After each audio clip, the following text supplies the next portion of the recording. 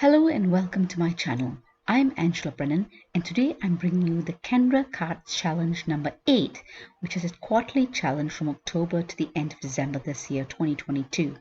It allows you to make 17 A2 cards with only 6 6x6 pattern papers. There's cutting guides that come with it for each of the 6 pattern papers, and the cutting guides are color coded, which allows you to follow each of them closely and cut them accordingly.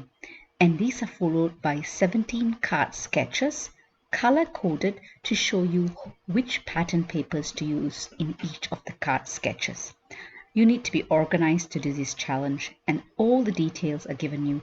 All of it is available in my blog, linked to my blog in the description below. So here I've chosen my 6 pattern papers from my favorite things pattern party time. I've already cut papers A and D because I hosted the initial bit where I did card sketch 11. I've got 3 different card sketch 11s with 3 different pattern papers in a video that was released on the 2nd of October, which is the start of the challenge. That video is available in the description below. How I organize myself is having poly pockets, 17 of them pre-numbered, so as I cut my patterned paper I can put the relevant patterned paper for each of the card sketches into each of those plastic pockets. That's the only way to know what pattern papers relate to which card sketches.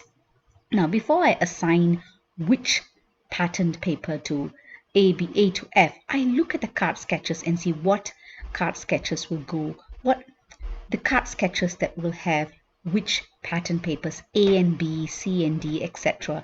And then that's how I've assigned the A to F against each of the pattern papers. Then I just follow the cutting guide. The cutting guide is so well labeled. It shows you a scissor sign, and that's where you start cutting the paper. Now, obviously, you need to see what is the orientation you want. The cutting guide shows you each of those cuts you have, which card sketch it relates to, and it even shows you the orientation of that piece of paper that you've cut. When I start cutting, I see if this is whether I want it cut horizontally or vertically. I've used papers that don't really have an orientation when I put the paper on my card, but again, I still want to see the card sketches and see how that relates to. Once I make my decision, I just follow the cutting guide, get organized because I need to make sure I know which cut goes with which card sketch, and I put it into the relevant plastic pockets that are numbered, pre-numbered, so it's organized. You've got to be organized if you're going to do this. So this is one way to do it. In the next few minutes, I'll be showing you how I cut through some of these cutting guides.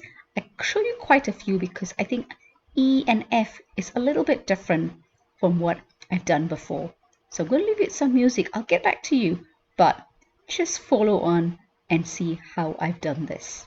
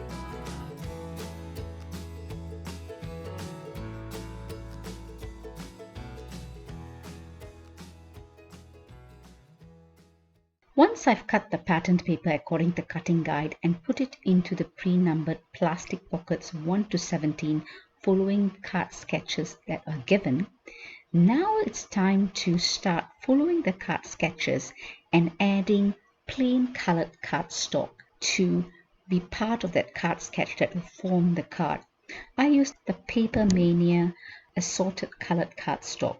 I follow the card sketches and I also include a base card. Sometimes I use a colored base card, sometimes a white base card, and I add all the different colored cards, the embellishments, as well as the sentiments that go with it. Now this is what I start with. Now when I do put the card together, I might change my mind, but most of them I add fun foam to give it a bit of dimension and foam squares, etc., just to give it a bit of dimension. In fact, I added, and most of the cards I've also used Altenew. I've got lots of Altenew 3D embossing folders, and the good thing about it, I also have lots of Altenew die cut flowers, and I do love using them in my cards. So you can see lots of flowers and 3D embossing folders used in the background. I think it just elevates the card. So you will see here how I show you how I put all the cards together, and then towards the end you will see how I complete the cards with gems. I really hope you enjoyed the video and it gives you the impetus to want to be taking part in this challenge. It's really fun and it allows you to use all the cardstock, all the product in your craft room that you haven't had a chance to use. A lot of this I've had for a little while, but now I'm like, I need to use it. Or it gives you a chance to use something multiple times. As I said, all of the products that I've used and close-up pictures of all the cards I've created are available in my blog, and the link to my blog is in the description below. Do give it a thumbs up if you've enjoyed the video and consider subscribing. When you do subscribe, remember to press the notification bell so you're notified when new videos are uploaded. I will also be doing another installment of this challenge in December. So if you do subscribe, you'll be able to see what I create in December as well. I'm going to leave you with some music, and thank you so much for stopping by. I really appreciate you stopping by, and I would love to hear any comments you have. Happy crafting and take care.